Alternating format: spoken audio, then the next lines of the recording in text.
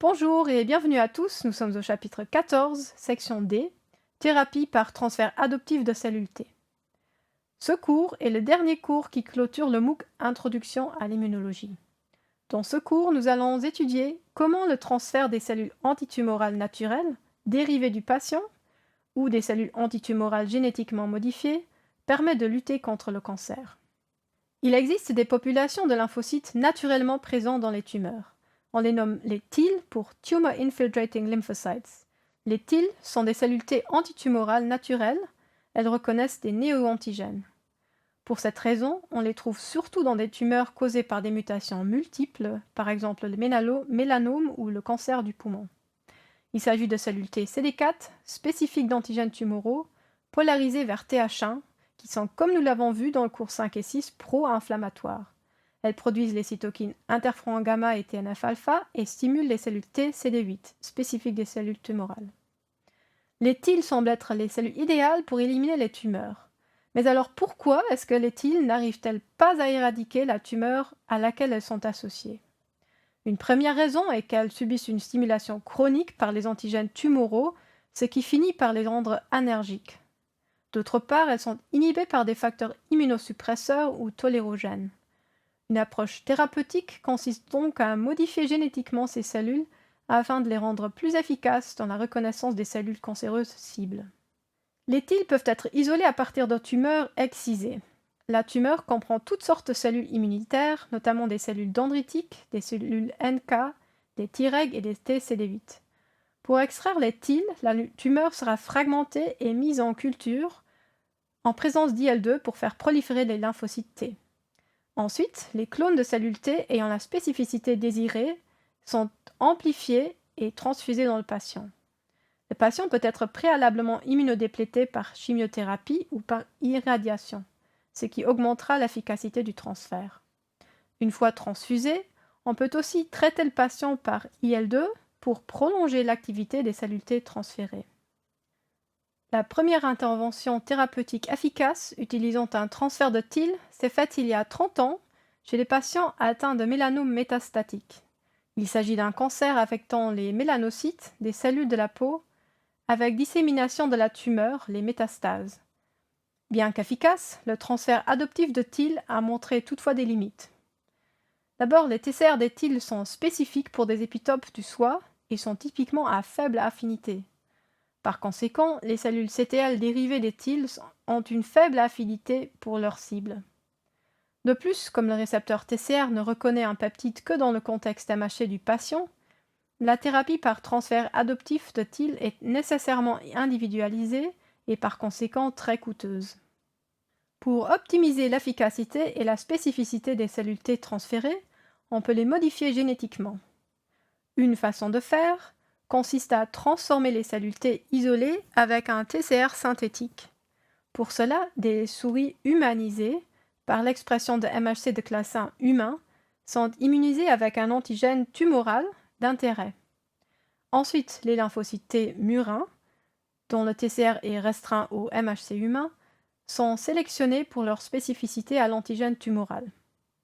Les gènes codant le TCR sont clonés dans un vecteur viral qui permettra l'insertion du TCR dans une cellule T autologue du patient.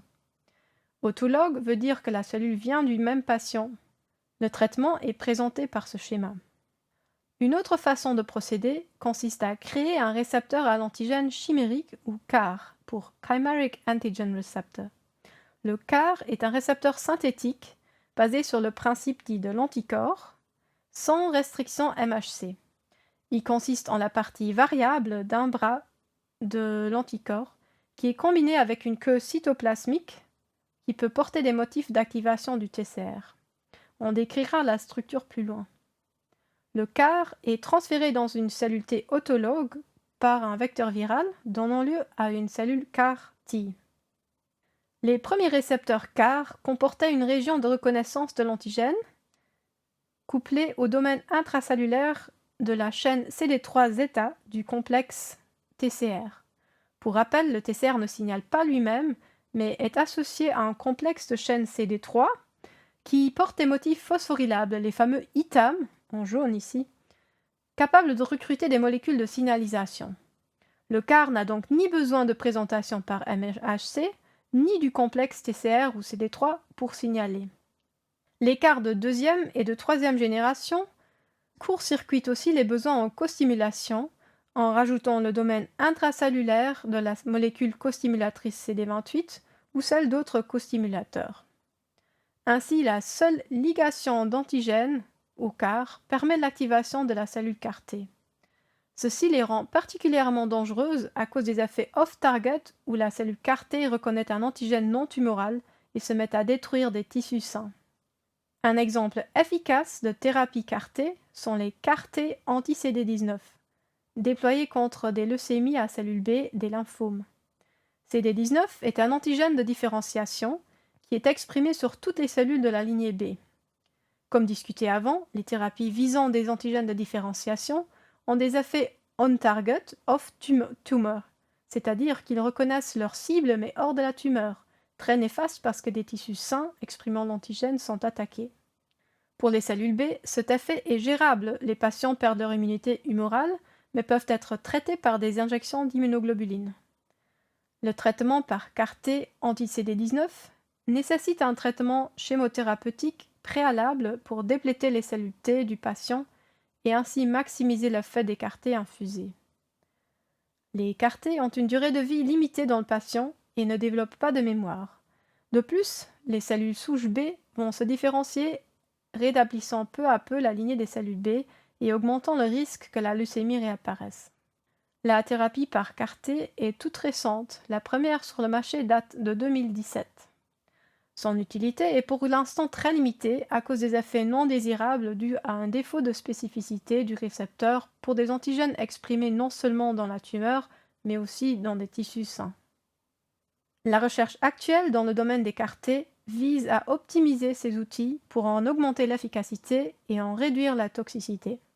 Pour augmenter la spécificité afin qu'elle soit exclusive de la tumeur et éviter les effets off-tumor sur des tissus normaux, il faudra identifier des antigènes tumoraux spécifiques de la tumeur et optimiser les récepteurs.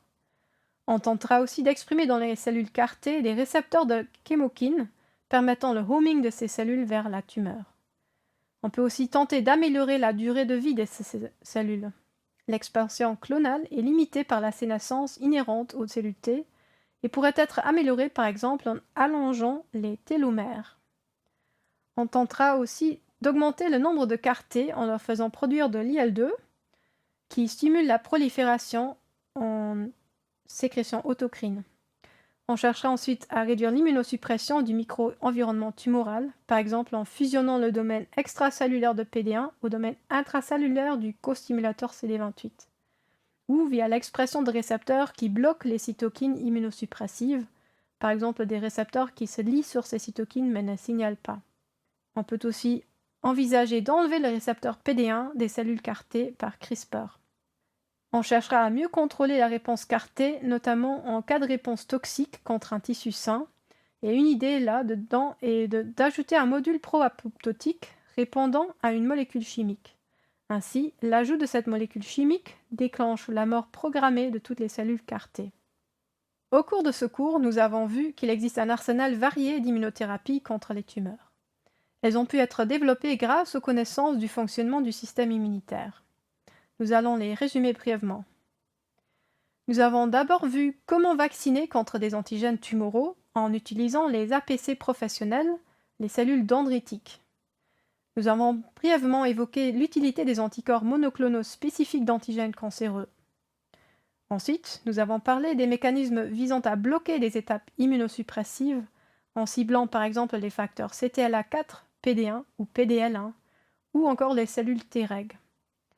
Et finalement, nous avons décrit le transfert adoptif de cellules anticancéreuses naturelles ou génétiquement modifiées.